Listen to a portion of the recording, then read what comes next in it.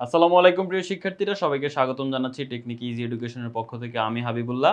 আজকে আমরা আলোচনা করব নবম দশম শ্রেণীর গণিত বইয়ের দ্বিতীয় অধ্যায়ের এমসিকিউ নিয়ে। আমাদের এমসিকিউ সাজেশন বই থেকে আলোচনা করব। আমরা আজকে টাইপ 6 আলোচনা করব। এর আগে আমরা 5টা টাইপ আলোচনা করে ফেলেছি 5টা ভিডিওতে। আজকে এখন 6 নাম্বার টাইপ নিয়ে আমরা আলোচনা করব। তো 6 নাম্বার টাইপে যদি আমরা এখানে একটু দেখি, প্রথম যে প্রশ্নটা আছে 55 নম্বর প্রশ্ন। দেখো এখানে তালিকা থেকে গঠন, গঠন থেকে তালিকা সংক্রান্ত ম্যাথগুলো, এগুলো আসলে আমাদের প্রয়োজন। আমরা এটা লাগবেই, তোমার সিকিউ বলো এমসিকিউ বলো, এগুলো সরাসরি পরীক্ষায় আসে না, কিন্তু তোমাকে অন্য ম্যাথের মধ্যে এগুলো দিয়ে দিবে, এটা 100% শিওর থাকো। তো এই জন্য এগুলো তোমার জানতে হবে খুব ভালোভাবেই। তাছাড়া এমসিকিউতে তো আসে, এটা তোমরা দেখতেই পেলা। তো চলো আমরা 55 নম্বর প্রশ্নটা শুরু করি। এখানে আমাদের বলা হচ্ছে যে এ সেট সমান কি বলা হচ্ছে, দেখো কয়েকটা এর গঠন পদ্ধতির শর্ত, মানে জিনিসটাই হচ্ছে কয়েকটা শর্ত দিয়ে দিবে। প্রত্যেকটা শর্তকে মেনে চলার পরেই যে মানগুলো আসবে সেগুলো অ্যান্সার। দেখো প্রথম শর্তটা থাকে স্বাভাবিকভাবে এরকম যে এক্স কোন মানে কিসের মধ্যে বিলং করে, সেটা কি স্বাভাবিক সংখ্যা নাকি হচ্ছে তোমার পূর্ণ সংখ্যা নাকি হচ্ছে বাস্তব সংখ্যা, কোনটা। সো এন মানে হচ্ছে স্বাভাবিক সংখ্যা। স্বাভাবিক সংখ্যা কোনগুলো? 1 2 3 4 5 6 7 8, এগুলো হচ্ছে স্বাভাবিক সংখ্যা। এখন আমাদের বলতেছে এক্স এর মানটা, দেখো প্রথমে বলতেছে স্বাভাবিক সংখ্যা হবে, আবার বলছে এক্স এর মান -2 এর বড় +6 এর সমান বা ছোট, -2 এর সমান বা বড় +6 এর সমান বা ছোট। তো এখন একটু ভালো করে খেয়াল করো, -2 এর সমান বা বড় মানে কি? -2 নিজেও নিতে হবে কেন? কারণ বলছে সমান, তার মানে -2 কেও নিতে হবে। -2 -1 0 1 2 3 4 5 6, এই সবগুলো, এই শর্তটাকে যদি আমরা মেনে চলি তাহলে -2 থেকে 6 পর্যন্ত সবগুলোকেই নিতে হবে, কারণ -2 এর সমান বা বড় এবং +6 এর সমান বা ছোট, এইগুলো। তো এটা তো এই শর্তের জন্য, কিন্তু এখানে শুরুতে যে শর্তটা দেওয়া আছে দেখছো, বলছে x স্বাভাবিক সংখ্যা হবে। স্বাভাবিক সংখ্যা মানে 1 থেকে শুরু হবে, 1 2 3 4 5 6 এগুলো থেকে শুরু হবে স্বাভাবিক সংখ্যা। তো স্বাভাবিক সংখ্যা যেহেতু 1 থেকে শুরু হবে, এই যে আগের তিনটা কিন্তু এখন বাদ হয়ে যাবে, কারণ এগুলো স্বাভাবিক সংখ্যার মধ্যে পড়ে না। স্বাভাবিক সংখ্যা শুরু হয় 1 থেকে, তার মানে অ্যান্সার হচ্ছে আমাদের 1 থেকে 6, কারণ এই শর্তটা এটাও মেনে চলে এটাও মেনে চলে। মানে অ্যান্সার কি হবে? উপাদান কয়টি? 1 থেকে 6 পর্যন্ত 6টা উপাদান। এখানে আমাদের কাছে জানতে চাইছি উপাদান কয়টি? উপাদান হচ্ছে 6টি। তাহলে আমাদের অ্যান্সার আমরা পেয়ে গেলাম গ নাম্বারটাই। আচ্ছা, এবার আসো 56 নাম্বার প্রশ্ন। এখানে আমাদের বলা হচ্ছে কি, এখানে আমাদের বলা হচ্ছে যে একটা সেট দেওয়া আছে ডি সেট, এটাকে তালিকা পদ্ধতিতে প্রকাশ করতে। সমস্যা নাই, এখানে শর্ত কি দেওয়া আছে? 5 থেকে 10 পর্যন্ত। তো 5 এর সমান, দেখছো সমান চিহ্ন মানে 5 কেও নিতে পারবো, 10 এর সমান মানে 10 কেও নিতে পারবো। তো 5 এর সমান বা বড়, 10 এর সমান বা ছোট কে আছে? 5 6 7 8 9 10, এই সবগুলোকে নিতে পারবো এই শর্ত অনুযায়ী। এরপর আবার বলছে না, ওয়াই এর মানটা স্বাভাবিক সংখ্যা হতে হবে। এখানে কিন্তু সবগুলাই স্বাভাবিক সংখ্যা, তার মানে অ্যান্সার কিন্তু এটাই হবে। তার মানে অ্যান্সার কি? 5 থেকে 10 পর্যন্ত সবগুলাই। 5 থেকে 10 পর্যন্ত কোথায় আছে? এই যে ক নাম্বার প্রশ্নে, ক নাম্বার অপশনে আছে 5 থেকে 10 পর্যন্ত, 5 6 7 8 9 10। Okay fine. এবার আসো আমরা 56 পরে 57 নাম্বার প্রশ্নে যাব। এখানে আমাদের বলা হচ্ছে কি, এখানে বলা হচ্ছে যে এক্স স্বাভাবিক সংখ্যা, এক্স এর মান 5 এর বড় 7 এর ছোট। 5 এর বড় 7 এর ছোট কে আছে বলো তো ভাই? 6, একটা সংখ্যা আছে মাত্র। 5 এর সমান কিন্তু বলা নাই, এই জন্য 5 নিতে পারবো না, 5 এর বড় আর 7 এর ছোট 6। এরপর বলছে এক্সটা মৌলিক সংখ্যা হতে হবে। তো এখন দেখো এই শর্ত মেনে চলে হয় 6 একটাই সংখ্যা হয়, আবার বলছে দ্বিতীয় আরেকটা শর্ত আছে, বলছে এক্স মৌলিক সংখ্যা। 6 তো মৌলিক সংখ্যা না, তাহলে 6 আবার বাদ হয়ে গেল, তাহলে কিছুই থাকতেছে না। তার মানে এটা তালিকা পদ্ধতি হবে ফাঁকা সেট। এই অ্যান্সারটা হচ্ছে এই ক নাম্বার। দেখো গ নাম্বার দিও না কিন্তু, গ নাম্বার কিন্তু ফাঁকা সেট না। ফাঁকা সেট হয় এইভাবে দিতে হবে, না হয় এইভাবে দিতে হবে, ঠিক আছে? দুইটা একসাথে হবে না। ওকে, এবার আসো 58 নাম্বার প্রশ্ন। এখানে আমাদের বলা হচ্ছে কি, এখানেও তালিকা পদ্ধতি রূপান্তর করতে হবে। বলছে এক্স মৌলিক সংখ্যা এবং 5 এর ছোট, 5 এর সমান বা ছোট। 5 এর সমান বা ছোট মৌলিক সংখ্যা কোনগুলো বলো তো? 2 3 5, এরা হচ্ছে মৌলিক সংখ্যা, এবং এই তিনটাই হচ্ছে 5 এর সমান এবং তার ছোট। এবং বলছে এক্সটা স্বাভাবিক সংখ্যা হতে হবে, এই তিনটে কিন্তু স্বাভাবিক সংখ্যাই আছে। তার মানে এটা তালিকা পদ্ধতি হবে 2 3 5। কোথায় আছে? এই যে গ নাম্বারে আছে, ঠিক আছে? গ নাম্বারে 2 3 5। আচ্ছা, 59 নম্বরে এসে আমরা অনেকে ঝামেলা করে ফেলতে পারি, যেন ঝামেলা না হয় সেটা আমরা একটু দেখি। দেখো এখানে বলা হচ্ছে এক্স আর, আর মানে হচ্ছে যে কোনো বাস্তব সংখ্যা, দশমিক ঋণাত্মক ধনাত্মক শূন্য সহ যা আছে সব নেওয়া যাবে, ভগ্নাংশ সব নেওয়া যাবে। এরপর বলছে যে এক্স এর মান কোত্থেকে আমরা পাবো? এই সমীকরণ থেকে। তো এই সমীকরণটা কি? দেখো x² + 9 = 0। তাহলে x এর মানটা আমাদের বের করতে হবে। তাহলে x স্কয়ার ইকুয়াল টু +9, ওই পাশে গেলে -9 হয়ে যাবে। x ইকুয়াল টু কি হবে, স্কয়ার ওই পাশে গেলে রুট আবার -9। দেখো রুটের ভিতরে কিন্তু মাইনাস মান থাকতে পারে না, এই যে মাইনাস মানটা থাকতে পারবে না, এটার মান অসংজ্ঞায়িত হয়ে যাবে। তার মানে x এর আসলেই কোনো বাস্তবিক কোনো মান আসতেছে না। তো সেজন্য আমরা বলতে পারি যে আসলে আমাদের এটার যেহেতু কোনো মান আসতেছে না x এর, তার মানে এটা অ্যান্সার হবে ফাঁকা সেট। ফাঁকা সেট কোনটা, ফাঁকা সেট হচ্ছে আমাদের এই যে খ নাম্বারটা। ঠিক আছে, পরবর্তী প্রশ্ন আসো। পরবর্তী প্রশ্নটা দেখতে অলমোস্ট সেম, তবে এখানে প্লাসের জায়গায় মাইনাস আছে। আচ্ছা, তো এখন এখানে বলা হচ্ছে কি, এখানে আমাদের বলতেছে যে x +9 না, বলতেছে যে x স্কয়ার -9। দেখো কি বলতেছে, x স্কয়ার -9 = 0। আর x z দিয়ে কি বলছে, x বিলংস টু z, এর মানে হচ্ছে x পূর্ণ সংখ্যা। পূর্ণ সংখ্যা মানে হচ্ছে কোনো দশমিক চিহ্ন থাকতে পারবে না, কিন্তু ধনাত্মক প্লাস মাইনাস চিহ্ন থাকতে পারবে। +5 এটাও কিন্তু z এর মধ্যে পড়ে, তবে স্বাভাবিক সংখ্যা n এর মধ্যে পড়ে না আর কি। যাই হোক, আমরা তো এখন z বলছি, আমরা z এর হিসাবে করি। এখন x স্কয়ার ইকুয়াল টু -9, ওই পাশে গেলে +9, x ইকুয়াল টু কি হবে, √9। মনে রাখবা রুট করলে সবসময় দুইটা মান হয়, একটা ধনাত্মক একটা ঋণাত্মক। 9 কে রুট করলে 3 হয়, তবে এটা +3 হবে -3 হবে। তার মানে এখানে দুইটা মান, একটা হচ্ছে +3 আর একটা হচ্ছে -3। তার মানে এখন এই +3 -3 দুইটাই কিন্তু z এর মধ্যে পড়ে, কারণ +3 এটার মধ্যে কোনো দশমিক চিহ্ন নাই, এটা একটা পূর্ণ সংখ্যা। -3 এটাও কোনো দশমিকের মধ্যে পড়ে না, এটা একটা পূর্ণ সংখ্যা। তার মানে +3 -3 এটা হচ্ছে আমাদের অ্যান্সার। 61 নম্বর প্রশ্ন যদি আমরা সমাধান করতে আসি, এখানেও আমাদের সেম ভাবে বলা হচ্ছে, তবে একটু ডিফারেন্ট আছে। এখানে দেখো বলতেছে কি, x z এর মতো, তবে x কে স্কয়ার করলে 9 এর ছোট হতে হবে। ঠিক আছে, x কে যদি আমরা স্কয়ার করি সেটা 9 এর ছোট হতে হবে। আচ্ছা, তো এখন এটা আমরা কিভাবে করতে পারি, দেখো এখানে z মানে হচ্ছে পূর্ণ সংখ্যা। ঠিক আছে, তো z মানে পূর্ণ সংখ্যা, আমরা যদি z এর মান z যেহেতু পূর্ণ সংখ্যা, আমরা যদি x এর মান 0 ধরি, 0 কিন্তু ধরতে পারবো, 0 পূর্ণ সংখ্যার মধ্যে পড়ে। এখন x কে যদি আমরা স্কয়ার করি, x কে যদি আমরা স্কয়ার করি, তার মানে আমরা 0 কে স্কয়ার করতেছি, 0 কে স্কয়ার করলে 0, যেটা কিন্তু আসলে 9 এর সমান বা ছোট। ঠিক আছে, আচ্ছা এরপরে x এর মান যদি আমরা +-1 +1 ও ধরি বা -1 ও ধরি, তাহলে x স্কয়ার ইকুয়াল টু কি হবে, +-1 স্কয়ার। +-1 স্কয়ার কি, দেখো +1 কি স্কয়ার করলেও +1 হয়, -1 কি স্কয়ার করলেও কিন্তু আমাদের কি হবে, +1ই হবে। এটা 9 এর সমান বা ছোট। তারপরে x এর মান যদি আমরা +2 -2 দুইটাই ধরি, দেখো অ্যান্সার একই আসবে, কারণ এই যে দেখো +-2 হোল স্কয়ার, +2 কে স্কয়ার করলো +4, -2 কে স্কয়ার, যেহেতু স্কয়ার করতেছি, মাইনাস কে স্কয়ার করলে প্লাস হয়ে যায়, তার মানে 4ই হয়, যেটা 9 এর ছোট, সমান বা ছোট। আচ্ছা, এরপরে x ইকুয়াল টু +-3, এটা হচ্ছে x square equal to +-3 whole square, +3 কে স্কয়ার করলো 9, -3 কে স্কয়ার করলো 9, যেটা 9 এর সমান বা ছোট। কিন্তু x এর মান আমি +-4 নিতে পারবো না। কেন?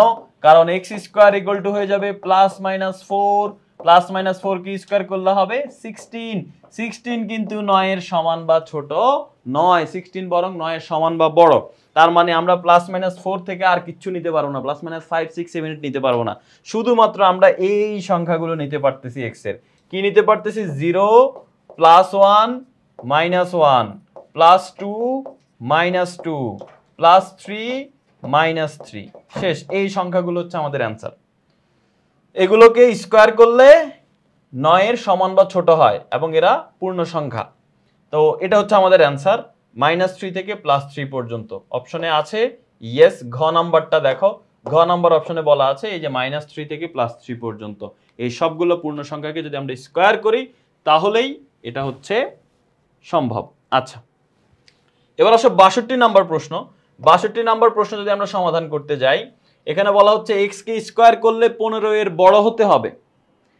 আমাদের সংখ্যাগুলো স্বাভাবিক সংখ্যা এবং তাদেরকে স্কয়ার করলে 15 এর বড় হতে হবে এবং 36 এর ছোট হতে হবে। এখন বলো তো কোন পূর্ণ সংখ্যাগুলো কি স্কয়ার করলে 15 এর বড় হয়?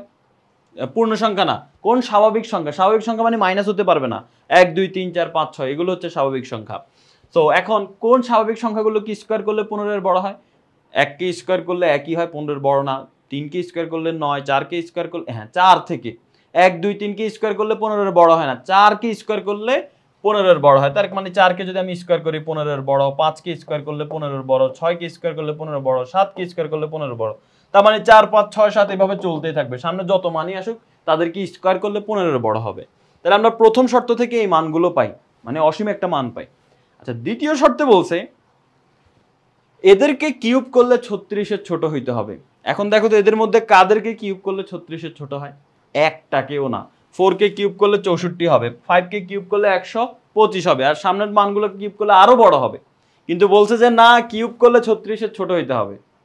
কিন্তু আমি দেখতে পাচ্ছি যাদেরকে এই শর্ত মেনে চলে যদি আমরা যে মানগুলো পাই তাদেরকে কিউব করলে একটার ক্ষেত্রেও সেটা 36-এর ছোট হয় না। তাহলে আমরা দেখতে পাচ্ছি দুইটা শর্তকে মিলায় আমরা কমন কোনো মান পাচ্ছি না। যেহেতু কমন কোনো মান পাচ্ছি না, তার মানে এটার অ্যান্সার হচ্ছে ফাঁকা সেট। ফাঁকা সেট মানে এই যে ঘ নাম্বারটা। এবার আসো 63 নাম্বার প্রশ্ন। এখানে বলতেছে এই সেটের উপাদান সমূহ কি। এখানে আমরা জাস্ট সমীকরণটাকে সমাধান করে ফেলবো। এখানে আমাদের বলা হচ্ছে x square minus 2x minus 3 equal 0। এটাকে মিডল টার্ম করে ফেলো। x স্কয়ার এখানে আমরা লিখতে পারি যে হচ্ছে তোমার মাইনাস 3x প্লাস x। এই যে দেখো 3 এ 3, আবার মাইনাস 3x এর সাথে প্লাস x করলে মাইনাস 2x হয়। Minus 3 equal to 0। এখান থেকে x কমন নিলে হবে x মাইনাস 3, এখান থেকে প্লাস 1 কমন নিলে হবে x মাইনাস 3 ইকুয়াল 0। তার মানে x মাইনাস 3 এখানে কমন রাখলে এখানে থাকবে x প্লাস 1 ইকুয়াল টু 0। তার মানে এখন যদি আমরা দেখি এটা সমান 0 না হয় এটা সমান 0, x মাইনাস 3 সমান 0 বা x এর মান হবে 3, অথবা x প্লাস 1 সমান 0 বা x এর মান হবে মাইনাস 1। তার মানে অ্যান্সার হচ্ছে মাইনাস 1 আর 3 আছে অপশনে। মাইনাস 1 3, ইয়েস, মাইনাস 1 কমা 3, এটা হচ্ছে আমাদের অ্যান্সার। ওকে, এবার আসো পরবর্তীতে 6 এর গুণনীয়কের সেট।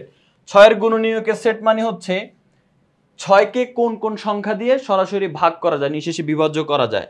6 কে 1 দিয়ে ভাগ করা যাবে, 6 কে 2 দিয়ে ভাগ করা যায়, 6 কে 3 দিয়ে ভাগ করা যায়, 3 দুগুণে 6, 6 কে 4 দিয়ে ভাগ করা যায় না, 5 দিয়ে ভাগ করা যায় না, 6 কে 6 দিয়ে ভাগ করা যায়, 6 কে 6। তার মানে এই চারটা সংখ্যা দিয়ে শুধু 6 কে ভাগ করা যায়। তার মানে হচ্ছে এরা হচ্ছে 6 এর গুণনীয়ক। তাহলে 6 এর গুণনীয়ক কে? 6 এর গুণনীয়ক হচ্ছে 1 1 2 3 6। কোথায় আছে? এই যে খ নাম্বার অপশন, 1 2 3 6। এর পরবর্তীতে দেখো এ নাম্বারে বলা এ আর বি দুইটা সেট দেওয়া আছে। এ সেটে যা দেওয়া আছে তো ঠিক আছে, বি সেটের মধ্যে আমাদের সরাসরি মান দেওয়া নাই, বি সেটটাই আমাদের নির্ণয় করতে বলছে। দেখো বি সেটে বলছে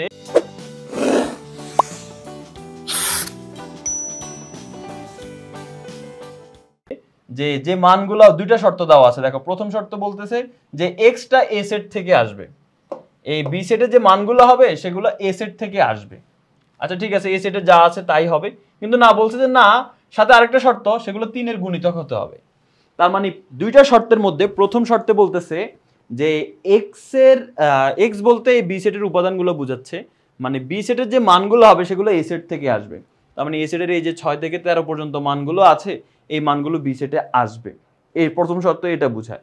আর দ্বিতীয় শর্ত বোঝায় এই সেই মানগুলো 3 এর গুণিতক হতে হবে। 3 এর গুণিতক মানে 3 এর নামতা পড়লে যেগুলো হয় সেগুলো। এখন তুমি দেখো তো এ সেটের মধ্যে কোনগুলো 3 এর নামতার মধ্যে পড়ে। দেখো 3 এর নামতা যদি আমরা হিসাব করি, 3 দুগুণে 6, 3 তিরিকা 9, 3 চারা 12। শুধু এই তিনটা সংখ্যা হচ্ছে 3 এর গুণিতক। তার মানে আসলে এই যে আমরা এই তিনটা উপাদান মিলে আমাদের বি সেট হবে। কেন? কারণ এই তিনটা উপাদান প্রথম শর্ত মানে। কিভাবে মানলো? মানলো হচ্ছে এই যে 6 9 12 এগুলো এ সেটে থাকতে হবে, আসলেই তো আছে 6 9 12। দ্বিতীয় শর্ত হচ্ছে এক্স এর মান 3 এর গুণিতক হতে হবে, এই তিনটাই 3 এর গুণিতক। তার মানে বি সেট হচ্ছে 6 9 12। অ্যান্সার হচ্ছে ঘ নাম্বারটা, 6 9 12। আচ্ছা, এবার আসো পরবর্তী 66 নাম্বার প্রশ্নটা যদি আমরা খেয়াল করি। 66 এখানে বলা হচ্ছে যে পি সেট দেওয়া আছে, কিউ সেটের মানটা আমাদের তালিকা পদ্ধতিতে প্রকাশ করতে। আচ্ছা কিউ সেট এটা একটা অন্যয়, ঠিক আছে, কিউ সেট না, এটা হচ্ছে আসলে একটা অন্যয়ের মতো। কিউ অন্যয়টাকে আমরা তালিকা পদ্ধতিতে প্রকাশ করতে হবে। তো কিভাবে প্রকাশ করব? দেখো এখানে আমাদের বলতেছে এক্স সেটটা পি থেকে আসবে, সেটা তুমি খুব সহজে নির্ণয় করতে পারো। এখানে একটা সমীকরণ দিয়ে দিয়েছে y equal to x plus 1, লিখলাম y equal to x plus 1। এবার তুমি একটা ছক অঙ্কন করবে, এরকম একটা ছক অঙ্কন করবে, ওই যে অন্যয় নির্ণয় করে যেভাবে, উপরে লিখবা এক্স, নিচে লিখবা ওয়াই। এক্স এর মানগুলো তুমি এখানে বসাও। এক্স এর মান কি বসাবো ভাই? দেখো এক্স এর মান বলছে পি সেট থেকে বিলং করে, পি সেটে বিলং করে। দেখো পি সেটে কে আছে? 2 3 5, তাহলে এক্স এর মান বসাই দাও তুমি 2 3 5। এবার ওয়াই এর মান কোত্থেকে পাবো? ওয়াই এর মান তুমি এই সমীকরণ থেকে আগে বের করবা। কি বলছে? ওয়াই এর মান হবে এক্স এর সাথে 1 যোগ করলে, তো এক্স এর মান 2, 2 এর সাথে 1 যোগ করলে 3, এখানে x এর মান 3, 3 এর সাথে 1 যোগ করলে y এর মান হবে 4, x এর মান 5, 5 এর সাথে 1 যোগ করলে 6। এই যে দেখো x এর মান এখানে যদি তুমি 5 বসাও, 5 + 1 মানে হচ্ছে 6, তাহলে এখানে 6 হয়ে যাবে। এখন তুমি যদি খেয়াল করো, আমরা প্রথমে x এর মানগুলো যে এই যে x এর মানগুলো এখানে বসাইছি, এটা কোন শর্ত মেনে বসাইছি? এই যে এখানে বলছে x p সেট থেকে আসবে, তো p সেটে যে 2 3 5 ছিল সেটা আমরা বসাইছি, তার মানে এই শর্তটা আমাদের মানা হয়ে গেল। এবার y এর মান যে আমরা এখানে নির্ণয় করছি কোনটা থেকে? এই যে এই সমীকরণ থেকে আমরা y এর মানগুলো বসাইছি। বলছে x এর সাথে 1 যোগ করলে, এই যে 2 এর সাথে 1 যোগ করলে যেটা হবে সেটা y, এই যে বলছে x এর সাথে 1 যোগ করলে সেটা y, তো y আমরা এই শর্ত থেকে আমরা মেনে নিয়েছি। এখন আরেকটা শর্ত বাকি রয়ে গেছে, বলছে যে না, y p সেটের মধ্যেও থাকতে হবে, y এর যে মানগুলো হবে সেগুলো p সেটে বিলং করতে হবে। তো দেখো y এর মান যে 3, p সেটে কি 3 আছে? আছে, তার মানে এটা ঠিক আছে। y এর মান যে 4, 4 কি p সেটে আছে? 4 তো p সেটে নাই, তার মানে এটাকে নেওয়া যাবে না। তো এটাকে যদি না নেওয়া যায়, মনে রাখবে এখানে একটা বাদ গেলে পুরো জোড়াটা বাদ হয়ে যাবে, পুরাটাই বাদ হয়ে যাবে। এরপরে y এর মান 6, 6 কি p সেটে আছে? নাই, তার মানে এটা যেহেতু বাদ, এই পুরো জোড়াটাই বাদ, তাহলে বাকি থাকলো শুধু 2, 3। এটাই হচ্ছে আমাদের অ্যানসার। এই যে 2, 3 এটা ফার্স্ট ব্র্যাকেটে লিখতে হয়, আর পুরোটাকে একটা সেকেন্ড ব্র্যাকেট দিয়ে লিখতে হয়। তার মানে 2, 3 কোথায় আছে? এই যে ঘ নাম্বারটা, ঠিক আছে, এই অন্যটা হচ্ছে 2, 3। আচ্ছা, পরবর্তী প্রশ্নটাতে যদি আমরা যাই, 67 নাম্বার প্রশ্ন। এখানে আমাদের বলা হচ্ছে a সেট সমান হচ্ছে 2 3, কি বলা হচ্ছে? a সেট সমান হচ্ছে 2 3 5 7, এটার গঠন রূপ কোনটি? দেখো 2 3 5 7 এই সবগুলাই কিন্তু মৌলিক সংখ্যা, 2 3 5 7। এখন প্রথম শর্তে বলা হচ্ছে x মৌলিক সংখ্যা এবং 7 সমান বা ছোট। ইয়েস, এই যে এই শর্ত দিয়ে আমরা দেখতে পাচ্ছি x মৌলিক সংখ্যা, হ্যাঁ মৌলিক সংখ্যা, বলছে এগুলো 7 সমান বা ছোট হবে, হ্যাঁ এগুলো সবগুলো 7 সমান বা ছোট। বিজোড় সংখ্যা নেওয়া যাবে না, কারণ 2 বিজোড় সংখ্যা না।